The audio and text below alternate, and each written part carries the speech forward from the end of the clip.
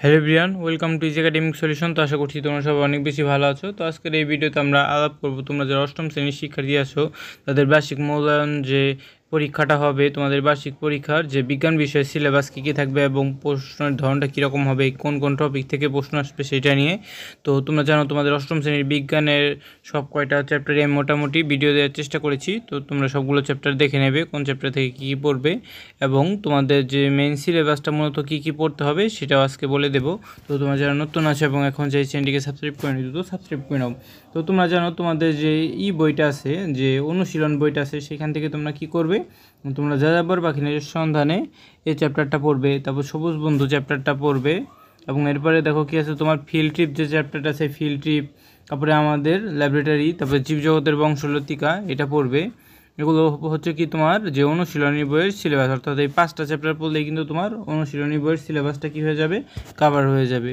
তো তোমরা অনুসন্ধানী পাঠ বই থেকে কী কী পড়বে দেখো। তো অনুসন্ধানী পাঠ বই থেকে তোমরা সপ্তম অধ্যায় যে সূর্য, পৃথিবী, চাঁদ, এখান থেকে এই অধ্যায়টার 7.1 থেকে 7.6, 7, 6, 3 এই পর্যন্ত পড়বে এবং চ্যাপ্টার 11 যে আছে ভৌগোলিক স্থানাঙ্ক, এখান থেকে তোমরা কী করবে 11.1 থেকে 11.6 পাঠ পর্যন্ত পড়বে এবং 12 অধ্যায়ে কী করবে তোমরা 12.1 থেকে 12.4 পাঠ পর্যন্ত পড়বে এবং চতুর্থ অধ্যায়ে কী করতে হবে কোষ বিভাজন ও তার রকম ফের এখানে 4.1 থেকে 4.3 পর্যন্ত পড়বে এবং অধ্যায় 5-এ কী করবে তোমরা 5.1 থেকে 5.4 পর্যন্ত পড়বে এবং অধ্যায় 10-এ 10.1 থেকে 10.2.2 পর্যন্ত পড়তে হবে এবং গতির কথায় অধ্যায় 1.1 থেকে 1.4.5 পর্যন্ত পড়তে হবে এবং শক্তি অধ্যায় কী করতে হবে 2.1 থেকে 2.5 পর্যন্ত পড়তে হবে।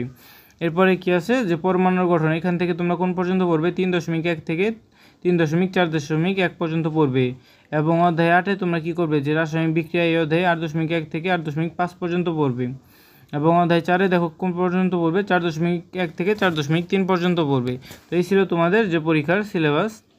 এরপরে তোমাদের কি আছে যে শিক্ষণকালীন মূল্যায়ন বা প্রশ্নের ধারা ও মানবন্টন, এখান থেকে তোমরা কোন কোন বিষয়গুলো পড়বে দেখো। তোমাদের যে বিভিন্ন আইটেমের নাম এবং নাম্বার আছে, তো তোমরা যে শ্রেণীর কাজ ও বইয়ের কাজ, এখান থেকে তোমরা কি করবে যে 10 নাম্বার যে আছে এখানে 10 নাম্বার বরাদ্দ থাকবে এবং তোমার যে বাড়ির কাজ, অ্যাসাইনমেন্ট, তারপরে প্রজেক্ট আছে এখানে 10 নাম্বার বরাদ্দ থাকবে।